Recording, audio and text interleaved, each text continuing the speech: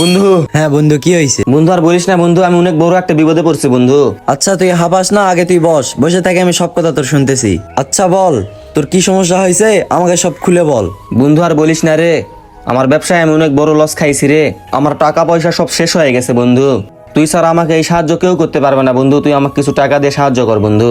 আরে হঠাৎ করে এমন কি যে হইলো যে তুই ব্যবসায় লস খাইলি? আমি তো শুনতেছিলাম তোর ব্যবসা অনেক ভালোই চলতেছিল, কি হয়ে গেছে এরকম? বন্ধু এসব বেশি কথা বাড়াস না, এগুলো আমি সব তোরে পরে খুলে বলবো, ঠিক আছে? তুই শুধু একটু টাকা দিয়ে আমাকে হেল্প কর বন্ধু। আমার তো দেওয়ার মতো তোকে অত টাকা পয়সা নাই। আমি যা দিব এইটা দিয়ে তুই একটা ছোটখাটো ব্যবসা করে খাইতে পারবি, আর আমি টাকা দিব, আমার কিছু সত্য তোকে মানতে হবে। আচ্ছা বন্ধু বল, আমাকে কি সত্য মানতে হবে? আমি সব করতে রাজি আছি। আচ্ছা শোন, আমি যে শর্তগুলা দিব তার মধ্যে একটা হচ্ছে তোকে 5 ওয়াক্ত নামাজ পড়তে হবে, আর ফকির মিসকিনদেরকে সবসময় বেশি বেশি করে দান করবি। আর আল্লাহ বলেছে যে যে